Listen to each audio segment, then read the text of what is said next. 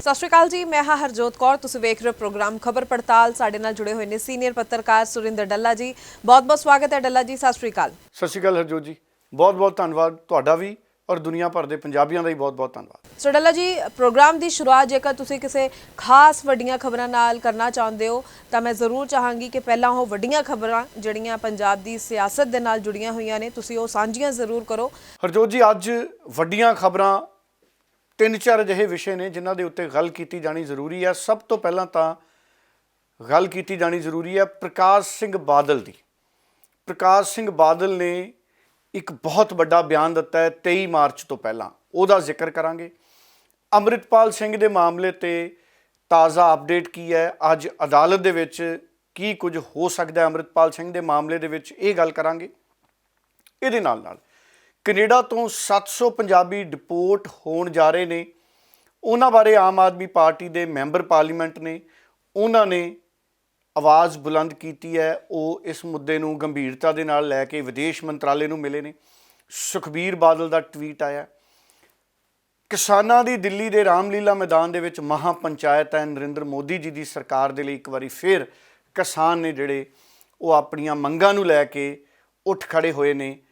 ਇਹ ਸਾਰੇ ਮਸਲੇ ਬੜੀ ਅਹਿਮੀਅਤ ਵਾਲੇ ਆ ਜਿਨ੍ਹਾਂ ਨੂੰ ਇੱਕ ਇੱਕ ਕਰਕੇ ਮੈਂ ਜ਼ਰੂਰ ਐਡਰੈਸ ਕਰੂੰਗਾ। ਸਭ ਤੋਂ ਪਹਿਲਾਂ ਗੱਲ ਪ੍ਰਕਾਸ਼ ਸਿੰਘ ਬਾਦਲ ਦੀ ਕਰ ਲਈਏ। ਸਾਨੂੰ ਪਤਾ ਹੈ 23 ਮਾਰਚ ਨੂੰ ਕੋਟਕਪੁਰਾ ਦੀ ਅਦਾਲਤ ਦੇ ਵਿੱਚ ਸਾਰੇ ਉਹਨਾਂ ਮੁਲਜ਼ਮਾਂ ਨੇ ਪੇਸ਼ ਹੋਣਾ ਹੈ ਜਿਨ੍ਹਾਂ ਦਾ ਨਾਮ ਚਲਾਣ ਦੇ ਵਿੱਚ ਹੈ, ਜਿਨ੍ਹਾਂ ਨੂੰ ਪੁਲਿਸ ਨੇ ਮੁਲਜ਼ਮ ਬਣਾਇਆ। ਸੁਖਬੀਰ ਬਾਦਲ ਨੂੰ ਅਗਾਊਂ ਜ਼ਮਾਨਤ ਨਹੀਂ ਮਿਲੀ ਸੀ, ਪ੍ਰਕਾਸ਼ ਸਿੰਘ ਬਾਦਲ ਨੂੰ ਅਗਾਊਂ ਜ਼ਮਾਨਤ ਮਿਲੀ ਸੀ।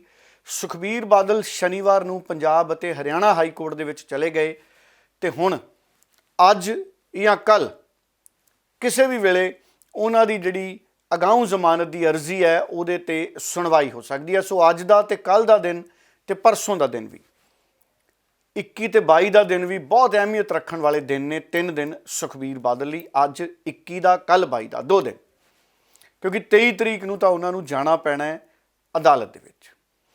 ਹੁਣ ਪ੍ਰਕਾਸ਼ ਸਿੰਘ ਬਾਦਲ ਨੇ ਕੱਲ੍ਹ ਇੱਕ ਚਿੱਠੀ ਜਾਰੀ ਕਰ ਦਿੱਤੀ। ਪ੍ਰਕਾਸ਼ ਸਿੰਘ ਬਾਦਲ ਉਹਨਾਂ ਨੇ ਇਸ ਚਿੱਠੀ ਦੇ ਵਿੱਚ ਆਪਣੀ ਸਥਿਤੀ ਸਪਸ਼ਟ ਕਰਨ ਦੀ ਗੱਲ ਤਾਂ ਕਹੀ ਹੈ। ਇਹਦੇ ਨਾਲ ਨਾਲ ਪ੍ਰਕਾਸ਼ ਸਿੰਘ ਬਾਦਲ ਉਹਨਾਂ ਨੇ ਇੱਕ ਵੱਡਾ ਸਵਾਲ ਚੁੱਕਿਆ ਹੈ ਕਿ ਸਰਕਾਰ ਬਦਲਾਖੋਰੀ ਦੀ ਸਿਆਸਤ ਕਰ ਰਹੀ ਹੈ। ਹੁਣ ਜੋ ਕੁਝ ਚਲਾਨ ਦੇ ਵਿੱਚ ਇਲਜ਼ਾਮ ਲਾਏ ਗਏ ਨੇ, ਦੇਖੋ ਚਲਾਨ ਕਿਸੇ ਨੇ ਪੜ੍ਹਿਆ ਨਹੀਂ, 7000 ਪੰਨਿਆਂ ਦਾ ਚਲਾਨ ਹੈ। 23 ਮਾਰਚ ਨੂੰ ਜਦੋਂ ਸੁਣਵਾਈ ਹੋਣੀ ਹੈ, ਜਦੋਂ ਚਲਾਨ ਦੀਆਂ ਕਾਪੀਆਂ ਅਕਾਲੀ ਦਲ ਨੂੰ ਜਾਂ ਹੋਰ ਮੁਲਜ਼ਮਾਂ ਨੂੰ ਮਿਲਣਗੀਆਂ, ਉਸ ਤੋਂ ਬਾਅਦ ਹਰਜੋਤ ਜੀ ਇਹ ਤੈਅ ਹੋਣਾ ਕਿ ਜਿਹੜਾ ਇਹ ਚਲਾਨ ਹੈ, ਇਸ ਚਲਾਨ ਦੇ ਵਿੱਚ ਅਗਰ ਇਲਜ਼ਾਮ ਲੱਗੇ ਨੇ ਸੁਖਬੀਰ ਬਾਦਲ ਤੇ, ਪ੍ਰਕਾਸ਼ ਸਿੰਘ ਬਾਦਲ ਤੇ, ਸੁਮੇਧ ਸਿੰਘ ਸੈਣੀ ਤੇ ਜਾਂ ਦੂਜੇ ਪੁਲਿਸ ਅਫਸਰਾਂ ਤੇ, ਉਹ ਕਿਸ ਕਿਸਮ ਦੇ ਇਲਜ਼ਾਮ ਨੇ, ਇਲਜ਼ਾਮਾਂ ਦੀ ਤਬੀਅਤ ਕੀ ਹੈ, ਸੁਖਬੀਰ ਬਾਦਲ, ਪ੍ਰਕਾਸ਼ ਸਿੰਘ ਬਾਦਲ, ਇਹਨਾਂ ਦੀ ਭੂਮਿਕਾ ਨੂੰ ਕਿਵੇਂ ਜ਼ਿੰਮੇਦਾਰ ਠਹਿਰਾਇਆ ਗਿਆ, ਕਿਵੇਂ ਇਹਨਾਂ ਤੇ ਸਵਾਲ ਖੜੇ ਹੋਏ ਨੇ। ਹੁਣ ਚਲਾਨ ਹਜੇ ਕਿਸੇ ਨੂੰ ਸਪਲਾਈ ਨਹੀਂ ਹੋਇਆ, 7000 ਪੰਨਿਆਂ ਦਾ ਚਲਾਨ ਹੈ, ਉਹਨੂੰ ਵਕਤ ਲੱਗੂਗਾ ਮੁਲਜ਼ਮਾਂ ਤੱਕ ਪਹੁੰਚਣ ਨੂੰ। ਪਰ ਪ੍ਰਕਾਸ਼ ਸਿੰਘ ਬਾਦਲ ਨੇ ਕੱਲ੍ਹ ਇੱਕ ਭਾਵਨਾਤਮਕ ਚਿੱਠੀ ਲਿਖੀ ਹੈ। ਉਹ ਕਹਿੰਦੇ ਜੋ ਮੇਰੇ ਕਾਰਜਕਾਲ 'ਚ ਹੋਇਆ ਸੀ ਉਹ ਮੰਦਭਾਗਾ ਸੀ। ਮੈਂ ਕੱਲ੍ਹ ਦੇ ਪ੍ਰੋਗਰਾਮ 'ਚ ਵੀ ਜ਼ਿਕਰ ਕੀਤਾ ਸੀ, ਅਗਰ ਅਕਾਲੀ ਦਲ ਵਕਤ ਰਹਿੰਦੇ ਇਨਸਾਫ ਦੇ ਦਿੰਦਾ, ਅਕਾਲੀ ਦਲ ਦੇ ਰਾਜ ਦੇ ਵਿੱਚ ਅਕਸਰ ਇਹ ਸਵਾਲ ਉੱਠਦਾ ਸੀ ਕਿ ਇੱਕ ਜਸਟਿਸ ਸਾਹਿਬ ਸੀ ਸਾਡੇ ਸਾਬਕਾ, ਉਹਨਾਂ ਤੋਂ ਰਿਪੋਰਟ ਨਹੀਂ ਲਈ ਗਈ, ਕਹਿੰਦੇ ਉਹ ਮੁੱਖ ਮੰਤਰੀ ਦੇ ਦਫ਼ਤਰ ਦੇ ਬਾਹਰ ਬੈਠੇ ਰਹੇ ਰਿਪੋਰਟ ਲੈ ਕੇ, ਜਾਂ ਸੰਬੰਧਿਤ ਦਫ਼ਤਰ ਦੇ ਬਾਹਰ ਬੈਠੇ ਰਹੇ ਜਿੱਥੇ ਉਹਨਾਂ ਨੇ ਰਿਪੋਰਟ ਸੌਂਪਣੀ ਸੀ। ਸੋ ਅਗਰ ਪ੍ਰਕਾਸ਼ ਸਿੰਘ ਬਾਦਲ ਦੇ ਰਾਜ ਦੇ ਵਿੱਚ ਇੱਕ ਸਾਬਕਾ ਜੱਜ ਦੇ ਨਾਲ ਇਸ ਤਰੀਕੇ ਦਾ ਰਵੱਈਆ ਸੀ, ਉਸ ਵੇਲੇ ਇਹ ਬਹੁਤ ਮਾਮਲਾ ਸੁਰਖੀਆਂ ਬਣਦਾ ਸੀ ਪਰ ਕੋਈ ਇਹਦੇ ਪਾਸੇ ਤਵੱਜੋ ਨਹੀਂ ਸੀ ਦਿੰਦਾ। ਤੇ ਫਿਰ ਅੱਜ ਇਹ ਕਹਿਣਾ ਕਿ ਉਸ ਵੇਲੇ ਜੋ ਕੁਝ ਵਾਪਰਿਆ ਮੰਦਭਾਗਾ ਸੀ, ਮੰਦਭਾਗਾ ਤਾਂ ਸੀ, ਪਰ ਪ੍ਰਕਾਸ਼ ਸਿੰਘ ਬਾਦਲ ਦਾ, ਸੁਖਬੀਰ ਸਿੰਘ ਬਾਦਲ ਦਾ ਉਸ ਵੇਲੇ ਦਾ ਰਾਜ ਕਰਨ ਦਾ ਤਰੀਕਾ ਵੀ ਕਿਤੇ ਨਾ ਕਿਤੇ ਮੰਦਭਾਗਾ ਸੀ। ਇਸ ਗੱਲ ਨੂੰ ਵੀ ਤਸਦੀਕ ਕਰਨਾ ਪੈਣਾ ਹੈ ਅਕਾਲੀ ਦਲ ਦੇ ਇਹਨਾਂ ਲੀਡਰਾਂ ਨੂੰ। ਹੁਣ ਜਦੋਂ ਉਸ ਮਾਮਲੇ ਦੇ ਵਿੱਚ 15 ਤੋਂ ਬਾਅਦ ਅਗਲੀ ਸਰਕਾਰ ਵੀ ਭੁਗਤ ਗਈ, ਕੈਪਟਨ ਅਮਰਿੰਦਰ ਦੀ, ਚਰਨਜੀਤ ਚੰਨੀ ਵੀ ਮੁੱਖ ਮੰਤਰੀਸ਼ਿਪ ਔਰ ਸੁਖਜਿੰਦਰ ਰੰਧਾਵਾ ਵੀ ਗ੍ਰਹਿ ਮੰਤਰੀ ਬਣ ਕੇ ਉਤਰ ਚੁੱਕੇ ਹੈ। ਸੁਖਜਿੰਦਰ ਰੰਧਾਵਾ ਵੀ ਬਹੁਤ ਵੱਡੇ ਵੱਡੇ ਦਾਅਵੇ ਕਰਦੇ ਸੀ ਇਨਸਾਫ ਦੇ ਮਾਮਲੇ 'ਚ, ਪਰ ਕੀਤਾ ਉਹਨਾਂ ਤੋਂ ਵੀ ਕੁਝ ਨਹੀਂ ਗਿਆ। ਕੈਪਟਨ ਅਮਰਿੰਦਰ ਤੋਂ ਵੀ ਕੁਝ ਨਹੀਂ ਕੀਤਾ ਗਿਆ। ਹੁਣ ਭਗਵੰਤ ਮਾਨ ਦੀ ਸਰਕਾਰ ਆਈ ਹੈ ਤੇ ਇੱਕ ਗੱਲ ਤਾਂ ਤੈਅ ਹੈ ਕਿ ਭਗਵੰਤ ਮਾਨ ਦੀ ਸਰਕਾਰ ਨੇ ਖੁੱਲੀ ਛੁੱਟੀ ਦਿੱਤੀ ਕਿ ਹਰ ਹਾਲਤ ਦੇ ਵਿੱਚ ਚਲਾਨ ਪੇਸ਼ ਕੀਤਾ ਜਾਵੇ, ਤਾਂ ਹੀ ਚਲਾਨ ਪੇਸ਼ ਹੋਇਆ। ਹਾਂ, ਹੁਣ ਅਗਰ ਪੁਲਿਸ ਅਫਸਰਾਂ ਨੇ ਜਾਂ ਸਿੱਟ ਨੇ ਇਹ ਚਲਾਨ ਚੰਗੀ ਤਰ੍ਹਾਂ ਨਹੀਂ ਪੇਸ਼ ਕੀਤਾ, ਕਿਤੇ ਕਮੀ ਪੇਸ਼ੀ ਰਹਿ ਗਈ, ਕਿਤੇ ਸਬੂਤ ਹੈ ਨਹੀਂ, ਕਿਤੇ ਤੱਥ ਹੈ ਨਹੀਂ, ਤੇ ਉਹ ਅਦਾਲਤਾਂ ਨੇ ਉਹਦੇ ਹਿਸਾਬ ਨਾਲ ਫੈਸਲਾ ਕਰ ਦੇਣਾ। ਹੁਣ ਸਵਾਲ ਇਹ ਹੈ ਕਿ ਪ੍ਰਕਾਸ਼ ਸਿੰਘ ਬਾਦਲ ਹੋਣਾ ਨੇ ਇਹ ਚਿੱਠੀ ਇਸ ਵਕਤ ਕਿਉਂ ਲਿਖੀ? ਇਹ ਸਵਾਲ ਸਮਝਣ ਦੀ ਲੋੜ ਹੈ। ਅਸਲ 'ਚ ਪ੍ਰਕਾਸ਼ ਸਿੰਘ ਬਾਦਲ ਨੇ ਇੱਕ ਸ਼ਬਦ ਇਹ ਵੀ ਜ਼ਿਕਰ ਕੀਤਾ ਹੈ, ਉਹਨਾਂ ਦੇ ਕਹਿਣ ਦਾ ਭਾਵ ਇਹ ਵੀ ਹੈ ਕਿ ਸਿਆਸੀ ਬਦਲਾਖੋਰੀ ਦੀ ਸਿਆਸਤ ਕਰ ਰਹੀ ਹੈ ਸਰਕਾਰ ਔਰ ਅਕਾਲੀ ਦਲ ਨੂੰ ਕਮਜ਼ੋਰ ਕਰਨ ਦੀ ਸਾਜ਼ਿਸ਼ ਹੈ। ਕਿਉਂ ਲੱਗ ਰਿਹਾ ਪ੍ਰਕਾਸ਼ ਸਿੰਘ ਬਾਦਲ ਨੂੰ ਕਿ ਇਸ ਸਾਰੇ ਕਾਸੇ ਦੇ ਨਾਲ ਅਕਾਲੀ ਦਲ ਕਮਜ਼ੋਰ ਹੋਊਗਾ? ਪਹਿਲੀ ਤਾਂ ਗੱਲ ਹੈ, ਅੰਮ੍ਰਿਤਪਾਲ ਸਿੰਘ ਦੀ ਤਲਾਸ਼ ਹੈ ਪੁਲਿਸ ਨੂੰ, ਔਰ ਜਿਸ ਤਰ੍ਹਾਂ ਦਾ ਮਾਹੌਲ ਬਣਿਆ ਹੋਇਆ ਹੈ ਪੰਜਾਬ ਦੇ ਵਿੱਚ, ਸੈਂਟਰਲ ਫੋਰਸਿਸ ਵੀ ਨੇ, ਪੁਲਿਸ ਵੀ ਹੈ, ਧਾਰਾ 144 ਵੀ ਲੱਗੀ ਹੈ। ਕਿਤੇ ਨਾ ਕਿਤੇ ਜਦੋਂ ਹੁਣ ਪੇਸ਼ੀ ਹੋਣੀ ਹੈ ਅਕਾਲੀ ਦਲ ਦੇ ਲੀਡਰਾਂ ਦੀ, ਉਸ ਤਰੀਕੇ ਦਾ ਮਾਹੌਲ ਨਹੀਂ ਬਣ ਸਕਦਾ ਕਿ ਅਕਾਲੀ ਦਲ ਦੇ ਲੀਡਰ ਰੈਲੀਨੁਮਾ ਤਰੀਕੇ ਦੇ ਨਾਲ ਅਦਾਲਤ ਦੇ ਵਿੱਚ ਪੇਸ਼ ਹੋਣ ਲਈ ਜਾਣ।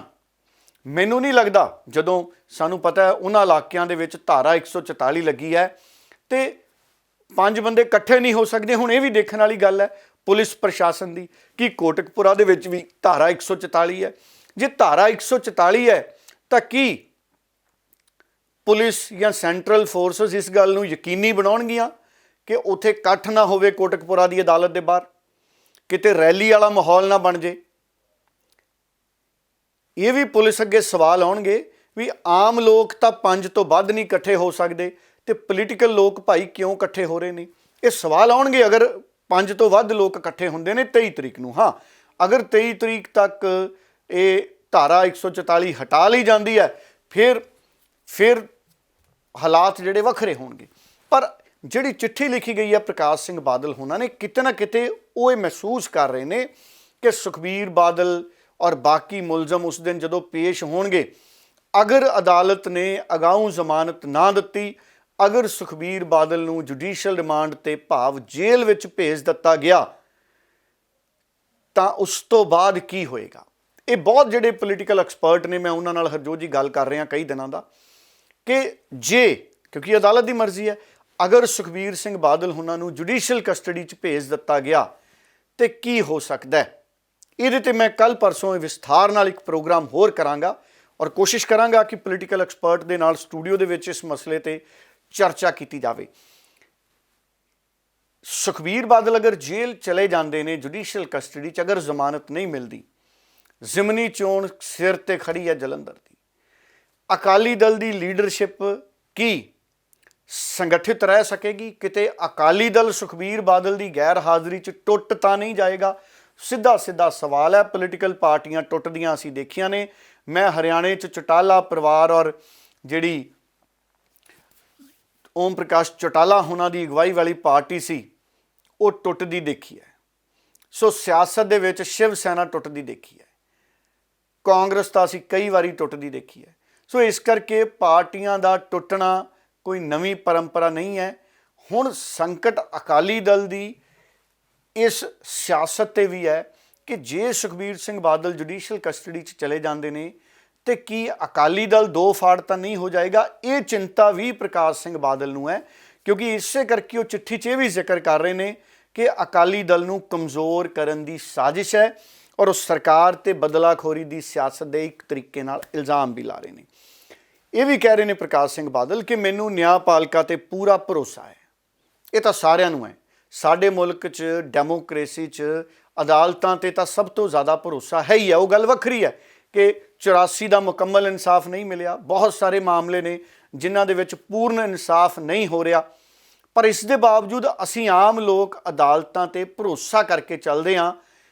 ਅਦਾਲਤਾਂ ਫੈਸਲੇ ਨੂੰ ਦੇਰੀ ਕਰਨ ਜਾਂ ਫੈਸਲੇ ਲਟਕ ਜਾਣ, ਉਹ ਸਿਸਟਮੈਟਿਕ ਜਿਹੜਾ ਮਾਮਲਾ ਉਹ ਵੀ ਸਾਡੇ ਮੁਲਕ 'ਚ ਬਣ ਜਾਂਦਾ। ਕਈ ਵਾਰੀ ਅਦਾਲਤਾਂ ਇਨਸਾਫ ਕਰਨਾ ਚਾਹੁੰਦੀਆਂ ਨੇ ਤੇ ਸਰਕਾਰਾਂ ਇਨਸਾਫ ਦੇ ਰਾਹ 'ਚ ਅੜਿੱਕਾ ਬਣਦੀਆਂ ਨੇ, ਇਹ ਵੀ ਕਈ ਵਾਰੀ ਹੁੰਦਾ। ਪਰ ਜਿਹੜਾ ਹੁਣ ਮਸਲਾ ਹੈ, ਅਗਰ ਪ੍ਰਕਾਸ਼ ਸਿੰਘ ਬਾਦਲ ਨੇ ਆਪਣੇ ਰਾਜ 'ਚ ਮੁਕੰਮਲ ਇਨਸਾਫ ਕਰ ਦਿੱਤਾ ਹੁੰਦਾ ਤੇ ਅੱਜ ਇਹ ਸਥਿਤੀ ਨਹੀਂ ਸੀ ਆਉਣੀ, ਅੱਜ ਜਿੱਥੇ ਸ਼੍ਰੋਮਣੀ ਅਕਾਲੀ ਦਲ ਖੜਾ ਹੈ।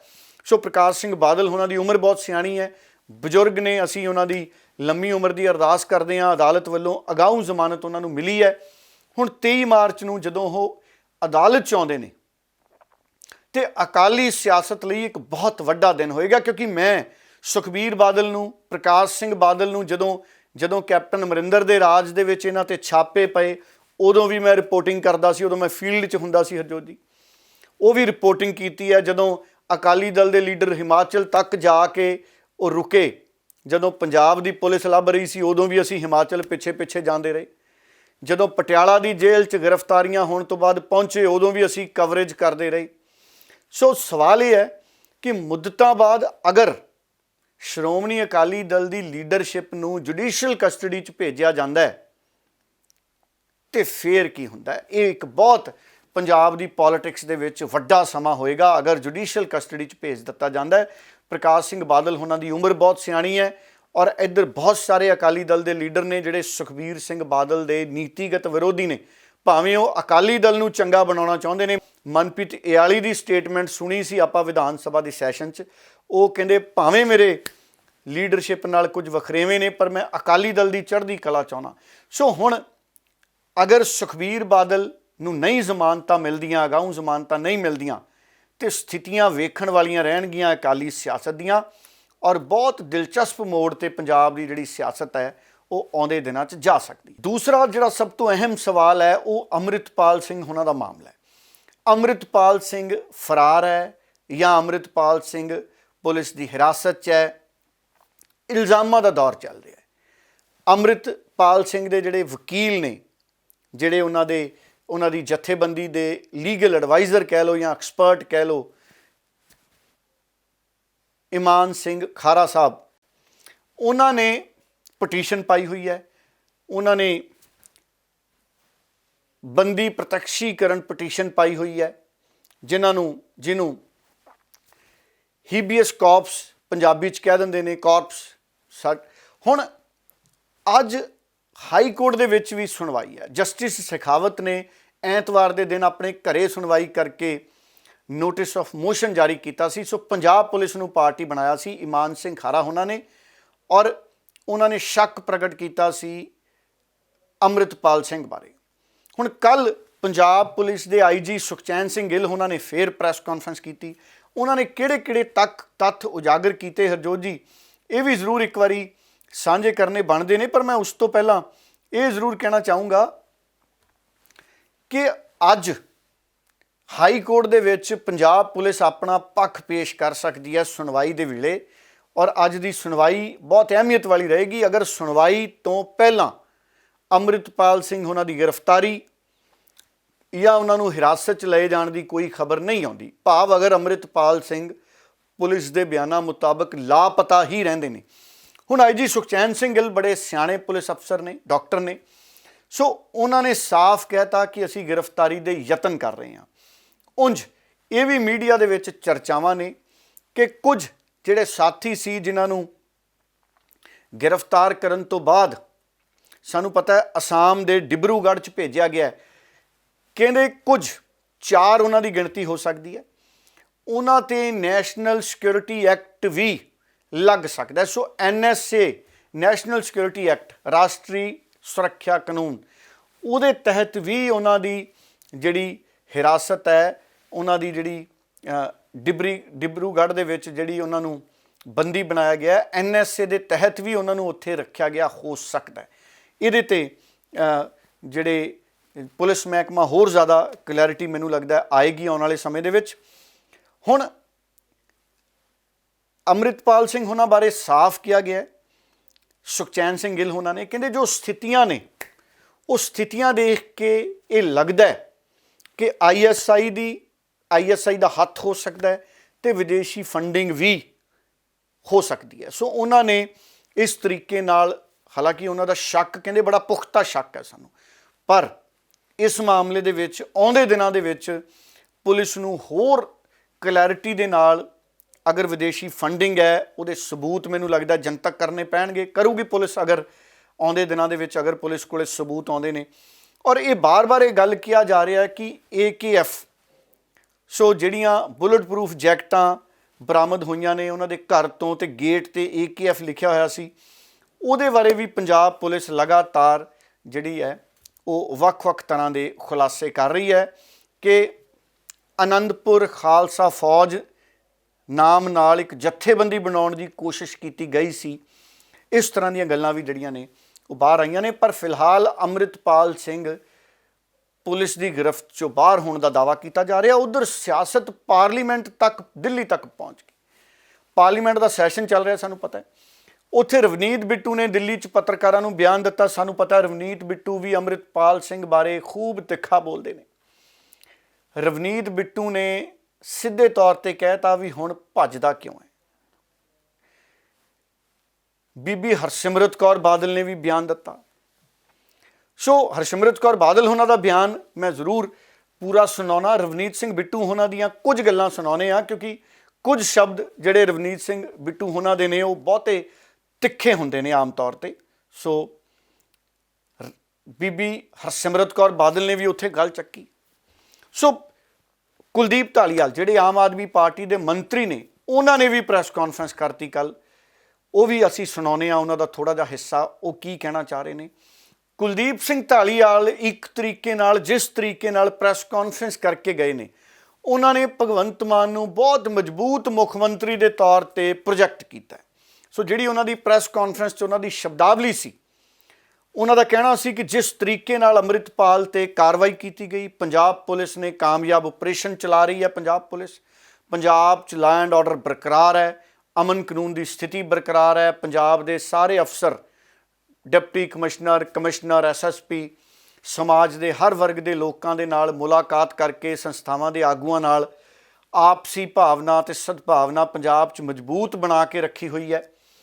ਔਰ ਜਿਸ ਤਰੀਕੇ ਨਾਲ ਫਲੈਗ ਮਾਰਚ ਕਰ ਰਹੇ ਨੇ ਤੇ ਆਮ ਲੋਕ ਰੋਜ਼ਮर्रा ਦੀ ਜ਼ਿੰਦਗੀ ਪੁਰਾਣੇ ਤਰੀਕੇ ਨਾਲ ਜੀ ਰਹੇ ਨੇ, ਸਿਵਾਏ ਇੰਟਰਨੈਟ ਬੰਦ ਹੋਣ ਤੋਂ ਕਿਸੇ ਤਰ੍ਹਾਂ ਦੀ ਕੋਈ ਰੁਕਾਵਟ ਨਹੀਂ ਹੈ। ਸੋ ਕੁਲਦੀਪ ਸਿੰਘ ਢਾਲੀਵਾਲ ਨੇ ਇਸ ਸਾਰੇ ਕਾਸੇ ਲਈ ਭਗਵੰਤ ਸਿੰਘ ਮਾਨ ਉਹਨਾਂ ਨੂੰ ਮਜ਼ਬੂਤ ਮੁੱਖ ਮੰਤਰੀ ਦੇ ਤੌਰ ਦੇ ਉੱਤੇ ਪ੍ਰੋਜੈਕਟ ਕੀਤਾ ਹੈ। ਔਰ ਇਹਦੇ 'ਚ ਕੋਈ ਦੋ ਰਾਏ ਨਹੀਂ ਹੈ ਕਿ ਅਮਨ ਕਾਨੂੰਨ ਦੀ ਸਥਿਤੀ ਪੰਜਾਬ 'ਚ ਚੰਗੀ ਹੈ, ਫਲੈਗ ਮਾਰਚ ਹੋ ਰਹੇ ਨੇ, ਲੋਕਾਂ ਦੇ ਵਿੱਚ ਆਪਸੀ ਭਾਈਚਾਰਾ ਉਸੇ ਤਰ੍ਹਾਂ ਬਰਕਰਾਰ ਹੈ। ਸੈਂਟਰਲ ਫੋਰਸਿਸ ਔਰ ਜਿਹੜੀਆਂ ਪੁਲਿਸ ਦੀਆਂ ਕਾਰਵਾਈਆਂ ਨੇ ਉਹ ਵੀ ਆਮ ਲੋਕਾਂ ਨੂੰ ਉਹਨਾਂ ਦੇ ਨਾਲ ਕਿਸੇ ਤਰ੍ਹਾਂ ਦੀ ਰੁਕਾਵਟ ਨਹੀਂ ਹੈ। ਪਰ ਇਸ ਦੇ ਬਾਵਜੂਦ ਇੰਟਰਨੈਟ ਸੇਵਾਵਾਂ ਦਾ ਜਿਸ ਤਰ੍ਹਾਂ ਨਾਲ ਉਹਨਾਂ ਨੂੰ ਰੋਕਿਆ ਗਿਆ ਤੇ ਉਹਨਾਂ ਦੀ ਮਿਆਦ ਵੱਧ ਰਹੀ ਹੈ, ਇਹ ਹਰ ਕਿਸੇ ਨੂੰ ਚਿੰਤਾ ਹੈ ਕਿ ਇਹ ਕਿੰਨੇ ਹੋਰ ਦਿਨ ਇੰਟਰਨੈਟ ਸੇਵਾਵਾਂ ਬੰਦ ਰਹਿਣਗੀਆਂ। ਇਹ ਕਿਉਂਕਿ ਬਹੁਤ ਸਾਰੇ ਲੋਕਾਂ ਦੇ ਕੰਮਕਾਜ ਵੀ ਇਹਦੇ ਨਾਲ ਪ੍ਰਭਾਵਿਤ ਹੋ ਰਹੇ ਨੇ। ਸੋ ਇਹ ਜਿਹੜਾ ਸਵਾਲ ਹੈ ਇਹ ਉਸੇ ਤਰ੍ਹਾਂ ਖੜਾ ਹੈ ਕਿ ਇੰਟਰਨੈਟ ਸੇਵਾਵਾਂ ਕਦੋਂ ਸ਼ੁਰੂ ਹੋਣਗੀਆਂ। ਔਰ ਉਮੀਦ ਕਰਦੇ ਹਾਂ ਕਿ ਅੱਜ ਅੰਮ੍ਰਿਤਪਾਲ ਸਿੰਘ ਬਾਰੇ ਵੀ ਪੂਰੀ ਕਲੈਰਿਟੀ ਕੋਈ ਨਾ ਕੋਈ ਅਦਾਲਤ 'ਚ ਹੋਏਗੀ। ਔਰ ਇਹ ਵੀ ਉਮੀਦ ਕਰਦੇ ਹਾਂ ਕਿ ਅੰਮ੍ਰਿਤਪਾਲ ਸਿੰਘ ਦੇ ਮਾਮਲੇ ਤੇ ਪੁਲਿਸ ਕਿਸੇ ਮੁਕਾਮ ਤੇ ਪਹੁੰਚੇਗੀ ਤਾਂ ਕਿ ਜਿਹੜਾ ਮਾਹੌਲ ਪੰਜਾਬ ਦੇ ਵਿੱਚ ਇੱਕ ਪੋਲੀਟੀਕਲ ਤੌਰ ਤੇ ਇਲਜ਼ਾਮਾਂ ਦਾ ਬਣਿਆ, ਉਹ ਮਾਹੌਲ ਹੈ ਜਿਹੜਾ ਉਹ ਅਸਲ ਡਿਵੈਲਪਮੈਂਟ ਵਾਲੇ ਏਜੰਡੇ ਤੇ ਆਵੇ, ਪੰਜਾਬ ਦੇ ਵਿਕਾਸ ਦੇ ਏਜੰਡੇ ਤੇ ਆਵੇ।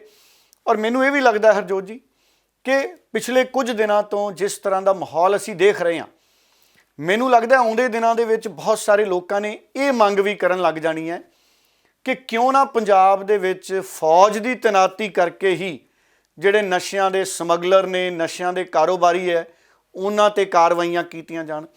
ਕਿਉਂ ਨਾ ਪੰਜਾਬ ਦੇ ਵਿੱਚ ਨਸ਼ਾ ਕੰਟਰੋਲ ਕਰਨ ਦੇ ਲਈ, ਚਿੱਟਾ ਖਤਮ ਕਰਨ ਦੇ ਲਈ ਸੈਂਟਰਲ ਫੋਰਸਿਸ ਦੀ ਤੈਨਾਤੀ ਮੰਗੀ ਜਾਵੇ। ਕਿਉਂਕਿ ਕੁਝ ਲੀਡਰਾਂ ਦੇ ਨਾਲ, ਮੈਂ ਉਹਨਾਂ ਦਾ ਹਜੇ ਨਾਮ ਤਾਂ ਨਹੀਂ ਲਊਂਗਾ, ਕੁਝ ਲੀਡਰਾਂ ਦੇ ਨਾਲ ਮੇਰੀ ਗੱਲ ਹੋ ਰਹੀ ਸੀ ਆਫ ਦਾ ਰਿਕਾਰਡ, ਮਤਲਬ ਸਧਾਰਨ ਭਾਸ਼ਾ ਦੇ ਵਿੱਚ ਉਹ ਕਹਿੰਦੇ ਸੀ ਕਿ ਕਿਉਂ ਨਾ ਪੰਜਾਬ 'ਚ ਫੌਜ ਆਵੇ, ਸੈਂਟਰਲ ਫੋਰਸਿਸ ਪੰਜਾਬ 'ਚ ਆਉਣ ਤੇ ਚਿੱਟੇ ਵਰਗਾ ਨਸ਼ਾ ਉਹ ਖਤਮ ਕਰਕੇ ਜਾਣ। ਕਿਉਂਕਿ ਭਗਵੰਤ ਮਾਨ ਨੂੰ ਵੀ, ਪੰਜਾਬ ਦੀ ਪੁਲਿਸ ਨੂੰ ਵੀ ਚੰਗਾ ਤਾਲਮੇਲ ਹੈ ਸੈਂਟਰਲ ਫੋਰਸਿਸ ਦੇ ਨਾਲ, ਫੌਜਾਂ ਦੇ ਨਾਲ। ਸੋ ਅਗਰ ਇਹ ਸਾਂਝਾ ਤਾਲਮੇਲ ਨਸ਼ਿਆਂ ਦੇ ਖਿਲਾਫ ਬਣਾ ਕੇ ਚਲਾਇਆ ਜਾਵੇ ਤੇ ਨਸ਼ਿਆਂ ਦੇ ਖਿਲਾਫ ਵੀ ਜਿਹੜਾ ਅਭਿਆਨ ਹੈ ਉਹ ਕਾਮਯਾਬ ਹੋ ਸਕਦਾ। ਕਿਉਂਕਿ ਨਾ ਤਾਂ ਪ੍ਰਕਾਸ਼ ਸਿੰਘ ਬਾਦਲ, ਸੁਖਬੀਰ ਬਾਦਲ ਤੋਂ ਨਸ਼ਾ ਖਤਮ ਹੋਇਆ, ਨਾ ਕੈਪਟਨ ਅਮਰਿੰਦਰ ਤੋਂ ਨਸ਼ਾ ਖਤਮ ਹੋਇਆ। ਲੱਕ ਲੁੱਕ ਭਾਵੇਂ ਕੈਪਟਨ ਅਮਰਿੰਦਰ ਕਹਿੰਦਾ ਮੈਂ ਤੋੜਤਾ ਸੀ ਨਸ਼ੇ ਦਾ, ਪਰ ਜੇ ਲੱਕ ਟੁੱਟਿਆ ਸੀ ਇਹ ਨਹੀਂ ਸੀ ਪਤਾ ਲੱਕ ਪੱਕੇ ਤੌਰ ਤੇ ਤੋੜਿਆ ਗਿਆ ਸੀ ਜਾਂ ਲੱਕ ਮਾਲਿਸ਼ ਮੁਲਿਸ਼ ਕਰਾ ਕੇ ਨਸ਼ੇ ਵਾਲਾ ਠੀਕ ਹੋ ਗਿਆ ਹੋਣਾ, ਇਹ ਵੀ ਨਹੀਂ ਪਤਾ। ਤੇ ਨਾ ਹੀ ਭਗਵੰਤ ਮਾਨ ਸਾਹਿਬ ਦੀ ਸਰਕਾਰ ਕੋਲੋਂ ਨਸ਼ਾ ਕੰਟਰੋਲ ਹੋ ਰਿਹਾ। ਹੁਣ ਵੀ ਜਿਹੜਾ ਗੈਰ ਕਾਨੂੰਨੀ ਨਸ਼ਾ, ਨਸ਼ੇ ਤੋਂ ਭਾਵ ਹੈ ਗੈਰ ਕਾਨੂੰਨੀ ਚਿੱਟਾ, ਸਿੰਥੈਟਿਕ ਨਸ਼ਾ,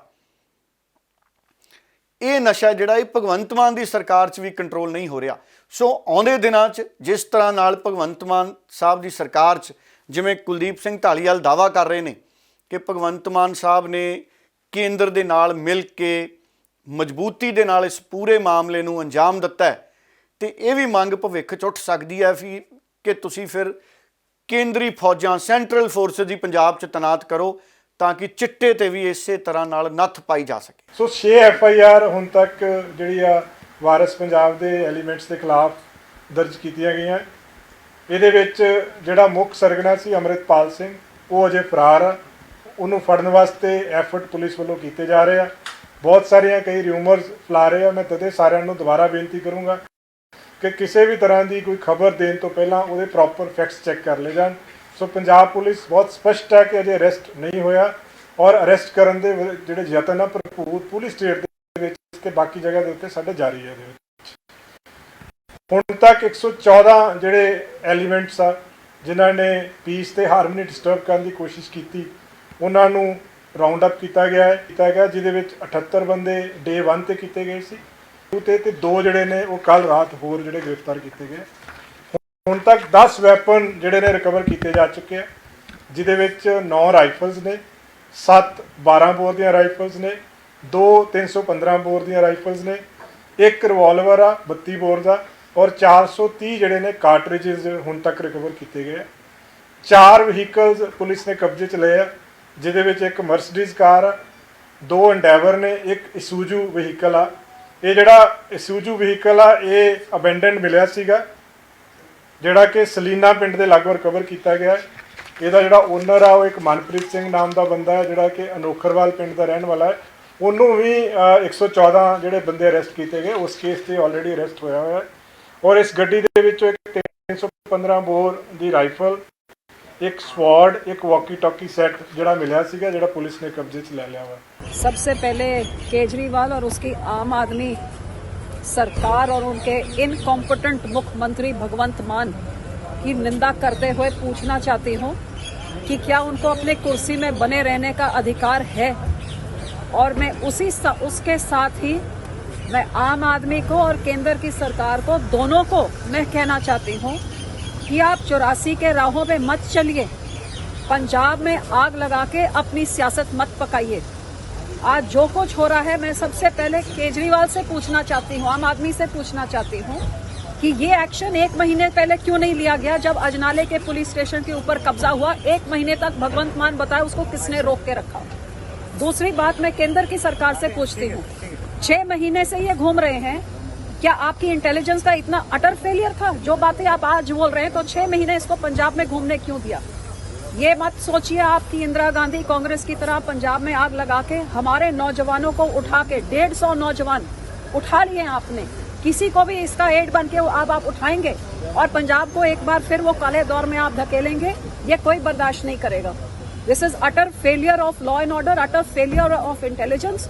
और आप मुझे बताइए कि 6 जिलों सेंट्रल एजेंसीज, सेंटर के फोर्सेज वहां पे कंपनियां हों और एक आदमी को नहीं पकड़ सकते जो भाग भी नहीं रहा। कहाँ पे वीडियो सबके वायरल है सब जगह कि शाहकोट पुलिस स्टेशन में थे। तो ये क्या गेम आप खेल रहे हैं?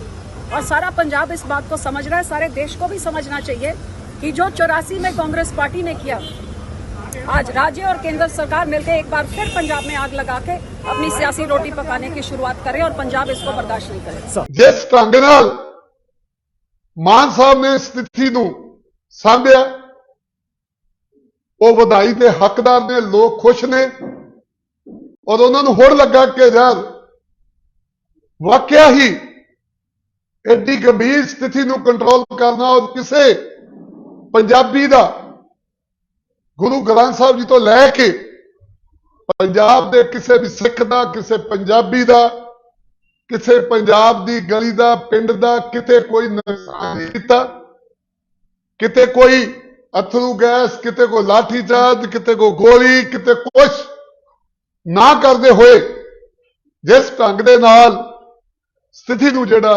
संभिया, कंट्रोल किया, वो एक सलाघायोग कदम है और पूरे दुनिया के लोग इस गल ते खुश ने।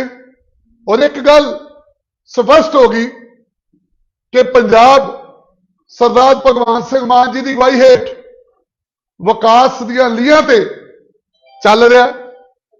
जिहड़ा भी कोई बंदा इन्हां विकास दियां लीहां तो पंजाब नूं लाउण दी कोशिश करूगा, उस बंदे दे अंगेज सख्त कार्रवाई जिहड़ी कीती जाऊगी। हरजोत जी, पंजाब ਦੇ 700 ਵਿਦਿਆਰਥੀਆਂ ਨੂੰ ਡਿਪੋਰਟ ਕੀਤੇ ਜਾਣ ਦੀਆਂ ਸੰਭਾਵਨਾਵਾਂ ਨੇ ਕੈਨੇਡਾ ਤੋਂ। ਇਹ ਮਸਲਾ ਬਹੁਤ ਗੰਭੀਰ ਹੈ। ਸੁਖਬੀਰ ਸਿੰਘ ਬਾਦਲ ਨੇ ਵੀ ਇਹਦੇ ਤੇ ਟਵੀਟ ਕੀਤਾ। ਨਵਜੋਤ ਸਿੰਘ ਸਿੱਧੂ ਦੀ ਟੀਮ ਦੇ ਜਿਹੜੇ ਸਾਥੀ ਨੇ ਉਹਨਾਂ ਨੇ ਵੀ ਇਹ ਮੰਗ ਕੀਤੀ ਭਾਰਤ ਸਰਕਾਰ ਤੋਂ। ਅਸਲ 'ਚ ਪ੍ਰਧਾਨ ਮੰਤਰੀ ਨਰਿੰਦਰ ਮੋਦੀ ਦੇ ਸਿੱਧੇ ਦਖਲ ਦੀ ਲੋੜ ਹੈ। ਉਂਝ ਕੱਲ੍ਹ ਆਮ ਆਦਮੀ ਪਾਰਟੀ ਦੇ ਜਿਹੜੇ ਮੈਂਬਰ ਪਾਰਲੀਮੈਂਟ ਨੇ ਪੰਜਾਬ ਤੋਂ ਵਿਕਰਮਜੀਤ ਸਾਹਨੀ, ਉਹਨਾਂ ਨੇ ਵੀ ਵਿਦੇਸ਼ ਮੰਤਰੀ ਜੈ ਸ਼ੰਕਰ ਨਾਲ ਮੁਲਾਕਾਤ ਕੀਤੀ ਤੇ ਕੈਨੇਡਾ ਤੋਂ ਜਿਹੜੇ ਡਿਪੋਰਟ ਹੋਣ ਵਾਲੇ ਵਿਦਿਆਰਥੀ ਨੇ ਉਹਨਾਂ ਦਾ ਮੁੱਦਾ ਚੱਕਿਆ। ਭਾਵੇਂ ਸਾਰੀ ਗੱਲ ਹੈ ਜਿਹੜੀ ਉਹ ਇਮੀਗ੍ਰੇਸ਼ਨ ਏਜੰਟਾਂ ਤੇ ਸੁੱਟ ਦਿੱਤੀ ਜਾਂਦੀ ਹੈ ਸਾਡੇ ਲੀਡਰਾਂ ਵੱਲੋਂ ਕਿ ਇਮੀਗ੍ਰੇਸ਼ਨ ਏਜੰਟਾਂ ਤੇ ਕਾਰਵਾਈ ਹੋਣੀ ਚਾਹੀਦੀ ਹੈ, ਉਹਨਾਂ ਨੇ ਗਲਤ ਤਰੀਕੇ ਨਾਲ ਲੋਕ ਭੇਜਤੇ। ਪਰ ਸੋਚਣ ਵਾਲੀ ਗੱਲ ਹੈ ਕਿ 5-5 ਸਾਲ ਬਾਅਦ ਵਿਦਿਆਰਥੀਆਂ ਨੂੰ ਕੈਨੇਡਾ ਤੋਂ ਡਿਪੋਰਟ ਕੀਤਾ ਜਾ ਰਿਹਾ ਹੈ। ਜਦੋਂ ਏਜੰਟ, ਬਹੁਤ ਸਾਰੇ ਏਜੰਟ ਫਰਾਡ ਨੇ, ਇਹਦੇ 'ਚ ਕੋਈ ਦੋ ਰਾਏ ਨਹੀਂ ਹੈ, ਪਰ ਕੈਨੇਡਾ ਦੀ ਸਰਕਾਰ ਉਹਨਾਂ ਵਿਦਿਆਰਥੀਆਂ ਤੋਂ ਲੱਖਾਂ ਰੁਪਏ ਫੀਸ ਲੈਂਦੀ ਰਹੀ। ਉਹ ਵਿਦਿਆਰਥੀ ਉੱਥੇ ਪਾਰਟ ਟਾਈਮ ਕੰਮ ਕਰਦੇ ਰਹੇ, ਟੈਕਸ ਦਿੰਦੇ ਰਹੇ, ਪੜ੍ਹਾਈਆਂ ਮੁਕੰਮਲ ਕੀਤੀਆਂ, ਕਿਰਾਏ ਉੱਥੇ ਦਿੱਤੇ, ਫੀਸਾਂ ਦਿੱਤੀਆਂ, PR ਦੀ ਲਾਇਸੈਂਸ ਐਪਲੀਕੇਸ਼ਨਾਂ ਫੀਸਾਂ ਦਿੱਤੀਆਂ। ਤੇ ਜਦੋਂ ਉਹ ਵਿਦਿਆਰਥੀ ਪੱਕੇ ਹੋਣ ਦੇ ਕਿਨਾਰੇ ਸੀ ਤੇ ਉਹਨਾਂ ਨੂੰ ਡਿਪੋਰਟ ਕਰਨ ਦੀ ਗੱਲ ਹੋਈ। ਇਹਦਾ ਮਤਲਬ ਹੈ ਕਿ ਕੈਨੇਡੀਅਨ ਇਮੀਗ੍ਰੇਸ਼ਨ ਵੀ ਕਸੂਰਵਾਰ ਹੈ। ਕੈਨੇਡਾ ਦੀ ਸਰਕਾਰ ਨੂੰ ਵੀ ਅਗਰ ਫਰਜ਼ੀ ਆਫਰ ਲੈਟਰਾਂ ਤੇ ਦਾਖਲੇ ਹੋਏ ਸੀ ਤੇ ਕਾਲਜਾਂ ਨੇ ਸਟੂਡੈਂਟਾਂ ਦੀਆਂ ਫੀਸਾਂ ਕਿਉਂ ਲਈਆਂ? ਕੈਨੇਡਾ ਦੀਆਂ ਯੂਨੀਵਰਸਿਟੀਆਂ ਤੇ ਕਾਲਜਾਂ ਕਿਵੇਂ ਫਰਜ਼ੀ ਆਫਰ ਲੈਟਰ ਦੇ ਐਡਮਿਸ਼ਨ ਦੇ ਸਕਦੀਆਂ ਨੇ? ਸਾਡੇ ਇੰਡੀਆ 'ਚ ਕਦੀ ਨਹੀਂ ਹੋਇਆ ਕਿ ਪ੍ਰੋਸਪੈਕਟਸ ਹੈ ਜਿਹੜਾ ਉਹ ਫਰਜ਼ੀ ਪ੍ਰੋਸਪੈਕਟਸ ਤੇ ਕਿਸੇ ਨੇ ਯੂਨੀਵਰਸਿਟੀ 'ਚ ਦਾਖਲਾ ਲੈ ਲਿਆ ਹੋਵੇ। ਆਫਰ ਲੈਟਰ ਦਾ ਮਤਲਬ ਹੈ ਜਿਵੇਂ ਅਸੀਂ ਦਾਖਲਾ ਫਾਰਮ ਭਰਦੇ ਹਾਂ ਪ੍ਰੋਸਪੈਕਟਸ ਦੇ ਵਿੱਚ। ਹਰਜੋਤ ਜੀ, ਸਾਡੇ ਤਾਂ ਪੰਜਾਬ 'ਚ ਤਾਂ ਪੰਜਾਬੀ ਦੇ ਪ੍ਰੋਸਪੈਕਟਸ ਨੇ, ਯੂਨੀਵਰਸਿਟੀ 'ਚ ਅੰਗਰੇਜ਼ੀਆਂ ਵਾਲੇ ਨੇ। ਪ੍ਰੋਸਪੈਕਟਸ 'ਚ ਦਾਖਲਾ ਫਾਰਮ ਹੈ, ਅਸੀਂ ਉਹ ਦਾਖਲਾ ਫਾਰਮ ਭਰ ਕੇ ਫੀਸ ਜਮ੍ਹਾਂ ਕਰਾਉਂਦੇ ਹਾਂ। ਇਸੇ ਤਰ੍ਹਾਂ ਸਾਡੇ ਵਿਦਿਆਰਥੀਆਂ ਨੂੰ ਆਫਰ ਲੈਟਰ ਆਉਂਦੀ ਹੈ ਕਾਲਜ ਤੋਂ, ਕਹਿੰਦੇ ਜੀ ਏਜੰਟ ਨੇ ਫਰਜ਼ੀ ਆਫਰ ਲੈਟਰ ਦੇਤੀ। ਜੇ ਏਜੰਟ ਨੇ ਫਰਜ਼ੀ ਆਫਰ ਲੈਟਰ ਦੇਤੀ ਤੇ ਕੈਨੇਡਾ ਦੇ ਕਾਲਜਾਂ ਨੇ ਦੇਖਿਆ ਹੀ ਨਹੀਂ ਕਿ ਫਰਜ਼ੀ ਆਫਰ ਲੈਟਰ ਦੇ ਬੇਸ ਤੇ ਅਸੀਂ ਐਡਮਿਸ਼ਨ ਦੇ ਰਹੇ ਹਾਂ। ਕੋਈ ਸੀਰੀਅਲ ਨੰਬਰ ਤਾਂ ਹੋਏਗਾ ਆਫਰ ਲੈਟਰ ਦਾ ਕੈਨੇਡਾ ਦੇ ਕਾਲਜਾਂ ਦੀਆਂ, 101, 102, 103। ਤੇ ਜੇ ਕਿਸੇ ਨੇ ਫਰਜ਼ੀ ਬਣਾਤੀ ਤੇ ਫਿਰ ਉਹਨਾਂ ਕੋਲੇ ਓਰੀਜਨਲ ਆਫਰ ਲੈਟਰਾਂ ਕਿੱਥੇ ਗਈਆਂ? ਇਹ ਬੜੀ ਸੋਚਣ ਵਾਲੀ ਗੱਲ ਹੈ। ਬਹੁਤ ਵੱਡੇ ਪੱਧਰ ਤੇ ਬੇਵਕੂਫ ਬਣਾਉਣ ਦੀ ਕੋਸ਼ਿਸ਼ ਹੈ ਜਿਹੜੀ ਇਸ ਪੂਰੇ ਮਸਲੇ ਤੇ ਵਿਦਿਆਰਥੀਆਂ ਨੂੰ ਵੀ ਹੋ ਰਹੀ ਹੈ ਔਰ ਭਾਰਤੀਆਂ ਨੂੰ ਵੀ ਗੁੰਮਰਾਹ ਕਰਨ ਦੀ ਕੋਸ਼ਿਸ਼ ਹੋ ਰਹੀ ਹੈ। ਫਰਜ਼ੀ ਆਫਰ ਲੈਟਰ ਮੰਨ ਲਿਆ ਕਿ ਏਜੰਟਾਂ ਨੇ ਫਰਜ਼ੀ ਆਫਰ ਲੈਟਰ ਦੇਤੀ, ਕੁਝ ਏਜੰਟਾਂ ਨੇ, ਉਹ ਫਰਜ਼ੀ ਆਫਰ ਲੈਟਰ ਨਾਲ ਦਾਖਲੇ ਕਿਵੇਂ ਕਰ ਲਏ ਕਾਲਜਾਂ ਨੇ, ਕੈਨੇਡਾ ਦਿਆਂ ਨੇ? ਕੈਨੇਡਾ ਦੀ ਸਰਕਾਰ ਨੇ ਲੀਗਲ ਤੌਰ ਤੇ ਪੈਸਾ ਟ੍ਰਾਂਸਫਰ ਹੋ ਕੇ ਕਿਵੇਂ ਚਲਿਆ ਗਿਆ ਫਰਜ਼ੀ ਡਾਕੂਮੈਂਟ ਤੇ? ਫਿਰ ਵਿਦਿਆਰਥੀਆਂ ਦੇ ਡਾਕੂਮੈਂਟ ਉਹਨਾਂ ਨੇ ਚੈੱਕ ਕਿਉਂ ਨਹੀਂ ਕੀਤੇ? ਜੇ ਚੈੱਕ ਕੀਤੇ ਤੇ ਉਦੋਂ ਕਿਉਂ ਨਹੀਂ ਦੱਸਿਆ ਫਰਜ਼ੀ ਹੈ? ਮੈਨੂੰ ਲੱਗਦਾ ਭਾਰਤ ਸਰਕਾਰ ਨੂੰ ਖਾਸ ਤੌਰ ਤੇ ਪ੍ਰਧਾਨ ਮੰਤਰੀ ਨਰਿੰਦਰ ਮੋਦੀ ਦੇ ਧਿਆਨ 'ਚ ਮਾਮਲਾ ਜਾਣਾ ਚਾਹੀਦਾ ਹੈ ਔਰ ਜਸਟਿਨ ਟਰੂਡੋ ਦੀ ਸਰਕਾਰ ਕੋਲੇ ਸਖਤੀ ਦੇ ਨਾਲ ਪੇਸ਼ ਆਉਣ ਦੀ ਲੋੜ ਹੈ। ਕੈਨੇਡਾ ਦੀ ਆਰਥਿਕਤਾ ਬਹੁਤ ਵੱਡੇ ਪੱਧਰ ਤੇ ਭਾਰਤ ਦੇ ਵਿਦਿਆਰਥੀਆਂ ਤੇ ਟਿਕੀ ਹੋਈ ਹੈ। ਜੇ ਪ੍ਰਧਾਨ ਮੰਤਰੀ ਨਰਿੰਦਰ ਮੋਦੀ ਸਖਤ ਸਟੈਂਡ ਲੈਣ ਤੇ ਜਸਟਿਨ ਟਰੂਡੋ ਆਪਣੀ ਸਰਕਾਰ ਦੀ ਗਲਤੀ ਮੰਨਦੇ ਹੋਏ ਇਹਨਾਂ 700 ਵਿਦਿਆਰਥੀਆਂ ਨੂੰ ਡਿਪੋਰਟ ਕਰਨ ਦਾ ਫੈਸਲਾ ਰੱਦ ਕਰ ਸਕਦੇ ਨੇ, ਕਿਉਂਕਿ ਪੋਲੀਟੀਕਲ ਇੱਛਾ ਸ਼ਕਤੀ ਜਿਸ ਤਰ੍ਹਾਂ ਨਾਲ ਨਰਿੰਦਰ ਮੋਦੀ ਦੀ ਹੈ ਉਸੇ ਨਾਲ ਹੀ ਇਹ ਮਸਲਾ ਹੱਲ ਹੋ ਸਕਦਾ ਹੈ। ਉਂਝ ਭਗਵੰਤ ਮਾਨ ਸਾਹਿਬ ਨੂੰ ਵੀ ਇਹ ਮਸਲਾ ਪ੍ਰਧਾਨ ਮੰਤਰੀ ਕੋਲੇ ਲੈ ਕੇ ਜਾਣਾ ਚਾਹੀਦਾ ਹੈ। ਸਿਰਫ ਏਜੰਟਾਂ ਦੇ ਉੱਤੇ ਗੱਲ ਛੱਡ ਕੇ ਵੀ ਫਰਜ਼ੀ ਏਜੰਟਾਂ ਨੇ ਕਾਰਾ ਕਰਤਾ, ਵਿਦਿਆਰਥੀਆਂ ਦੇ ਭਵਿੱਖ ਨਾਲ ਨਹੀਂ ਖੇਡਿਆ ਜਾਣਾ ਚਾਹੀਦਾ। ਕੈਨੇਡਾ ਦੀ ਸਰਕਾਰ, ਉੱਥੋਂ ਦੀ ਇਮੀਗ੍ਰੇਸ਼ਨ ਬਰਾਬਰ ਦੀ ਦੋਸ਼ੀ ਹੈ ਔਰ ਭਾਰਤ ਸਰਕਾਰ ਨੂੰ ਕੈਨੇਡੀਅਨ ਇਮੀਗ੍ਰੇਸ਼ਨ ਦੇ ਉੱਤੇ ਕਾਰਵਾਈ ਕਰਨੀ ਚਾਹੀਦੀ ਹੈ और ਜਿਹੜੇ ਉਹਨਾਂ ਦੇ ਹਾਈ ਕਮਿਸ਼ਨ ਨੇ ਉਹਨਾਂ ਕੋਲੋਂ ਵੀ ਜਾਂਚ ਇਸ ਮਾमले 'ਚ करनी चाहिए। ये हमारा कल मैं एक्सटर्नल अफेयर मिनिस्टर जयशंकर जी को मिला था, क्योंकि हमारे 700 पंजाबी बच्चे वहाँ डिपोर्ट हो रहे हैं जो यहाँ से फ्रॉडलेंट एडमिशन लेटर लेके वहाँ पहुँच गए। लेकिन बड़ी अचंभे की बात है कि कैनेडियन हाई कमीशन ने भी उनको वीज़े दे दिए, वो वहाँ पढ़ भी लिए। अब जब नौकरी का टाइम आया, PR का टाइम आया, उन्होंने कहा नहीं जी, जो आप जिस लेटर पे आए थे वो लेटर फोर्ज था। तो इसमें बच्चों की गलती नहीं है, ठीक है, कुछ पंजाब में एजेंट्स ने धोखाधड़ी करी, उन पे एक्शन हो रहा है, लेकिन कैनेडियन इमिग्रेशन की भी है कि उन्होंने वीज़े दे दिए। अब हम उनको डिमांड कर रहे हैं और भारत सरकार भी टेकअप कर रही है कैनेडियन गवर्नमेंट से कि भी इन बच्चों का कोई कसूर नहीं है, तो इन बच्चों को डिपोर्ट ना किया जाए। क्या विदेश मंत्री वो कर रहे हैं, उन्होंने इंडियन हाई कमीशन ने वहाँ भी बात की है, रिटर्न रिप्रेजेंटेशन भी दी है, और हम लोग उनके साथ मिल के लीगल रिकोर्स का भी जो है एग्जामिन कर रहे हैं कि वहाँ पे हम लीगल पटिशन भी डालें और गवर्नमेंट ऑफ इंडिया भी गवर्नमेंट ऑफ कनाडा से बात करें, क्योंकि लेकिन मामला बड़ा संवेदनशील है, क्योंकि इमिग्रेशन का मामला है। तो वहाँ के जो लोकल MPs हैं, हमारे पंजाबी मिनिस्टर, वो भी ज़्यादा हेल्प नहीं कर पा रहे इसमें, पर वी होप कि ये मैटर रिजॉल्व हो जाएगा और हमारे बच्चों को तकलीफ नहीं सहनी पड़ेगी, क्योंकि उनका कोई कसूर नहीं। ਹਰਜੋਤ ਜੀ, ਦਿੱਲੀ ਦੇ ਰਾਮਲੀਲਾ ਮੈਦਾਨ ਦੇ ਵਿੱਚ ਇੱਕ ਵਾਰ ਫੇਰ ਵੱਖ-ਵੱਖ ਕਿਸਾਨ ਸੰਗਠਨਾਂ ਦੇ ਆਗੂ ਸੀ, ਉਹ ਇਕੱਠੇ ਹੋਏ, ਵੱਡੀ ਗਿਣਤੀ 'ਚ ਕਿਸਾਨ ਇਕੱਠੇ ਹੋਏ। ਕਿਸਾਨਾਂ ਦੀਆਂ ਮੰਗਾਂ ਉਹੀ ਨੇ ਕਿ ਜਿਹੜੀਆਂ ਪਹਿਲਾਂ ਮੰਗਾਂ ਪ੍ਰਵਾਨ ਕੀਤੀਆਂ ਸੀ ਉਹਨਾਂ ਨੂੰ ਲਾਗੂ ਕਰ ਦਿਓ। 2024 ਦੀਆਂ ਚੋਣਾਂ ਨੂੰ 12-13 ਮਹੀਨੇ ਰਹਿ ਗਏ ਔਰ ਕਿਸਾਨਾਂ ਨੇ ਸਾਫ਼ ਸੰਕੇਤ ਦਿੱਤੇ ਕਿ ਜੇ ਸਾਡੀਆਂ ਮੰਗਾਂ ਨਾ ਮੰਨੀਆਂ ਗਈਆਂ ਤਾਂ 2024 ਦੀਆਂ ਚੋਣਾਂ 'ਚ ਸਾਰੀਆਂ ਪਾਰਟੀਆਂ ਨੂੰ ਕਿਸਾਨਾਂ ਦੇ ਰੋਹ ਦਾ ਸਾਹਮਣਾ ਕਰਨਾ ਪੈਣਾ ਹੈ। ਪੰਜਾਬ 'ਚ ਅਸੀਂ ਤਜਰਬਾ ਦੇਖ ਲਿਆ, BJP ਨੇ ਵੀ ਤਜਰਬਾ ਦੇਖ ਲਿਆ ਹੋਣਾ। ਕਿਸਾਨ ਅੰਦੋਲਨ BJP ਨੂੰ ਸਹੀ ਤਰੀਕੇ ਦੇ ਨਾਲ ਸ਼ੁਰੂਆਤ ਦੇ ਵਿੱਚ ਦੱਸਿਆ ਨਹੀਂ ਗਿਆ ਕੇਂਦਰੀ ਲੀਡਰਸ਼ਿਪ ਨੂੰ। ਅਗਰ ਅਕਾਲੀ ਦਲ ਵੀ ਉਸ ਵੇਲੇ ਸ਼ੁਰੂ 'ਚ BJP ਨੂੰ ਕਿਸਾਨ ਅੰਦੋਲਨ ਦੇ ਬਾਰੇ ਗੰਭੀਰਤਾ ਨਾਲ ਸਮਝਾ ਦਿੰਦਾ ਤੇ ਨਾ ਅੱਜ ਅਕਾਲੀ ਦਲ BJP ਤੋਂ ਵੱਖਰਾ ਹੁੰਦਾ ਤੇ ਨਾ ਅੱਜ ਇਹ ਪੋਜੀਸ਼ਨ ਹੁੰਦੀ ਕਿ ਅਕਾਲੀ ਦਲ ਕਿਸੇ ਵੇਲੇ ਟੁੱਟਣ ਦੇ ਖਤਰੇ 'ਚ ਆ ਗਿਆ। ਸੋ ਮੈਨੂੰ ਇਹ ਲੱਗਦਾ ਹਰਜੋਤ ਜੀ, ਕਿਸਾਨਾਂ ਦੀਆਂ ਮੰਗਾਂ ਨੂੰ ਪ੍ਰਧਾਨ ਮੰਤਰੀ ਨੂੰ ਧਿਆਨ ਨਾਲ ਐਡਰੈਸ ਕਰਨਾ ਚਾਹੀਦਾ।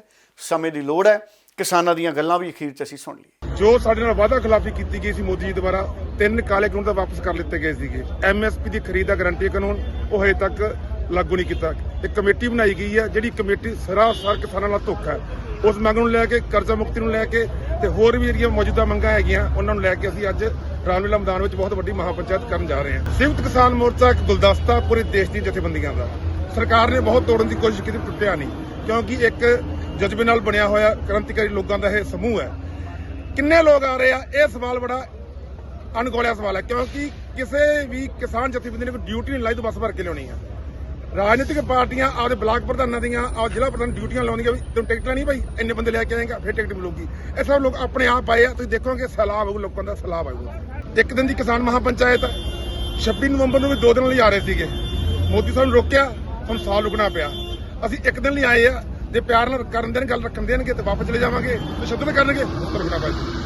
ਸੋ ਬਹੁਤ-ਬਹੁਤ ਧੰਨਵਾਦ ਡੱਲਾ ਜੀ ਤੁਹਾਡਾ ਕਿ ਤੁਸੀਂ ਇਹਨਾਂ ਸਾਰੀਆਂ ਹੀ ਖਬਰਾਂ ਦੇ ਉੱਪਰ ਪੂਰੀ ਜਾਣਕਾਰੀ ਜੋ ਹੈ ਹਰ ਵਾਰ ਦੀ ਤਰ੍ਹਾਂ ਦਰਸ਼ਕਾਂ ਦੇ ਨਾਲ ਸਾਂਝੀ ਕੀਤੀ ਹੈ। ਦਰਸ਼ਕਾਂ ਦਾ ਵੀ ਧੰਨਵਾਦ ਕਰਦੇ ਹਾਂ ਜੋ ਹਮੇਸ਼ਾ ਹੀ ਪ੍ਰੋਗਰਾਮ ਦੇ ਨਾਲ ਜੁੜਦੇ ਨੇ, ਆਪਣੇ ਕੀਮਤੀ ਸੁਝਾਅ, ਕੀਮਤੀ ਵਿਚਾਰ ਸਮੇਂ-ਸਮੇਂ ਤੇ ਸਾਡੇ ਨਾਲ ਕਮੈਂਟਸ ਦੇ ਜ਼ਰੀਏ ਸਾਂਝੇ ਵੀ ਕਰਦੇ ਨੇ। ਫਿਲਹਾਲ ਦੇ ਲਈ ਮੈਨੂੰ ਯਾਨੀ ਕਿ ਹਰਜੋਤ ਕੌਰ ਨੂੰ ਵੀ ਦਿਓ ਜੀ ਇਜਾਜ਼ਤ। ਧੰਨਵਾਦ, ਬਹੁਤ-ਬਹੁਤ ਧੰਨਵਾਦ।